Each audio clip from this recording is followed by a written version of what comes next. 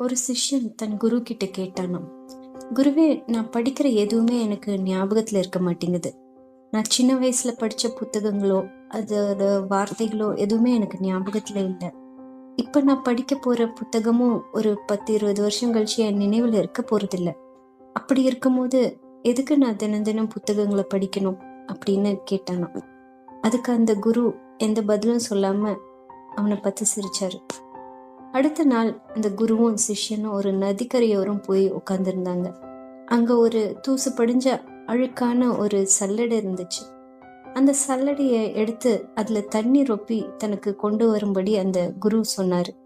ஆனா குரு சொன்னா அதுல ஏதாவது ஒரு அர்த்தம் இருக்கும்னு புரிஞ்சுக்கிட்ட அந்த சிஷ்யன் எதுவும் பேசாம அந்த சல்லடையை எடுத்து தண்ணி கொண்டு வரத்துக்கு முயற்சி பண்ணான். திரும்ப திரும்ப பல முறை அதுல தண்ணி நிரப்ப முயற்சி பண்ணியும் அதுல தண்ணி நிக்கவே இல்லை. தன்னோட கையை அடியில வச்சு மூடி அது மூலமா தண்ணி நிரப்பி கொண்டாட முயற்சி பண்ணான். அப்ப கூட அதுல தண்ணி நிக்கல. ரொம்ப நேரம் கடுமையான முயற்சிக்கு அப்புறம் சிஷ்யன் போய் குரு கிட்ட சொன்னானா, குருவே, என்னால இந்த ஓட்ட சல்லடையில தண்ணி நிரப்பி கொண்டு வர முடியாது.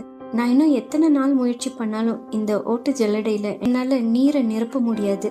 இந்த முயற்சி எல்லாம் வெறும் வீண் தான் அப்படின்னு சொன்னானா. இதை கேட்ட அவனோட குரு, உன் முயற்சி எல்லாம் வீண் தான் அப்படின்னு யார் சொன்னது? அந்த ஜல்லடைய கொஞ்சம் பாரு அப்படின்னு சொன்னாரு.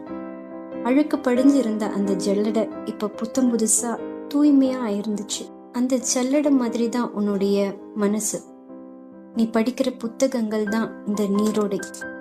நீ படிக்கிற ஒவ்வொரு வார்த்தையும் வரியும் உன்னுடைய மனசுல தங்காம போகலாம். ஆனா அந்த புத்தகத்துடைய சாராம்சம் உன்னுடைய மனசோடையும் ஆன்மாவோடையும் கலந்தா அது உன்னை தூய்மையா வச்சுக்க உதவும். நம்ம எவ்வளவு படிக்கிறோம் அப்படிங்கிறது முக்கியம் இல்லை.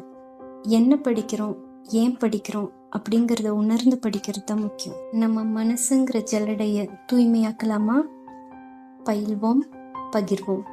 மீண்டும் ஒரு குட்டி கதையுடன் சந்திப்போம்.